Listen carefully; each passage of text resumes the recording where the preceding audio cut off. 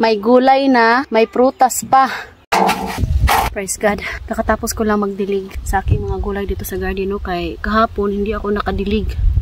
Sobrang dry yung lupa. Tapos ngayon, kailangan kong harvestin yung mga sitaw kasi nga ang daming kailangan ng kunin. Mabilis lang dumilaw yung puno kay ang gusto ko kasi is hindi ko muna siya kukunin dahil next year may binhi ko ba. Tapos ang nangyari is mabilis lang namatay. Tapos ang dami din nating okra na haharvestin ngayon.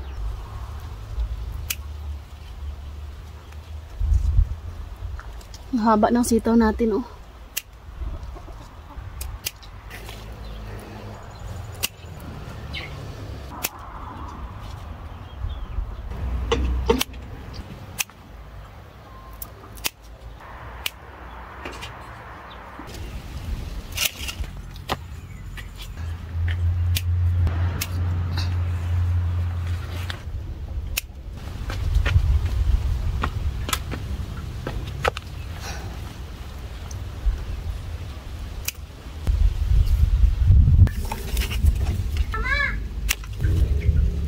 Itong pula, harvestin na natin to.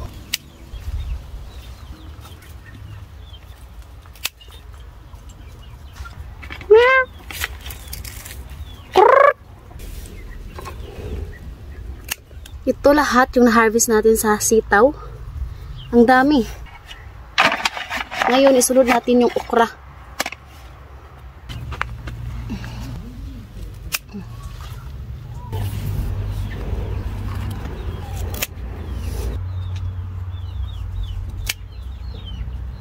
Always tayong magpasalamat sa Panginoon sa lahat ng mga blessings na natanggap natin araw-araw.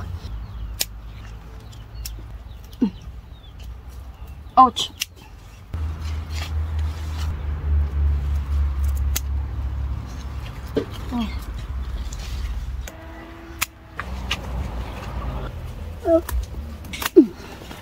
Ito lahat yung okra na nakuha natin.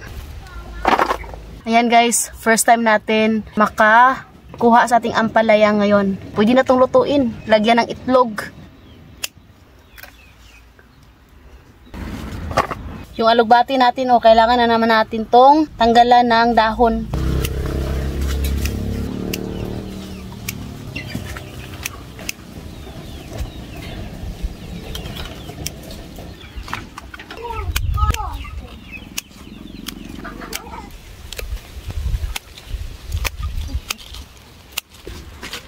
Chicken.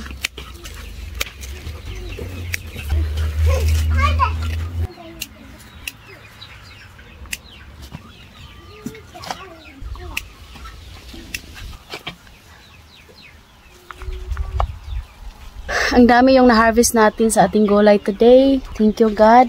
Ngayon punta tayo doon sa garden nila ni Mama. Manguha tayo doon ng talong. Guys, hinog na yung blackberry na tanim ni Papa. May gulay na, may prutas pa.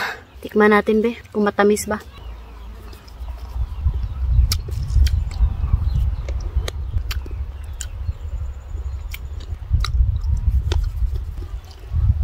May pagkaasim-asim. Hindi pa siya totaling black talaga.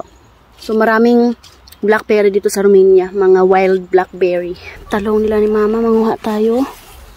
Ayan. Ang hirap tanggalin. Dito natin nalagay. Oh. Ayan. Siyempre, hindi kumpleto yung gulay natin kung walang kamatis. Ayan. Isa lang yung kunin natin. Pa. Napakasarap sa feelings na ngayon, harvest na lang tayo tapos luto. Palagi tayong magpasalamat sa Panginoon kung ano man yung mga blessings na dumating sa atin, mapaliit man o mapalaki. Thank you God. Always be grateful. We love you all. Maraming salamat sa suporta nyo. Hope nag-enjoy kayo sa mga vlog namin. Mga simpleng ganap dito sa aming bakuran, sa bahay. Andyan pa rin kayo kasama namin. Thank you guys. We love you all. Ingat kayo.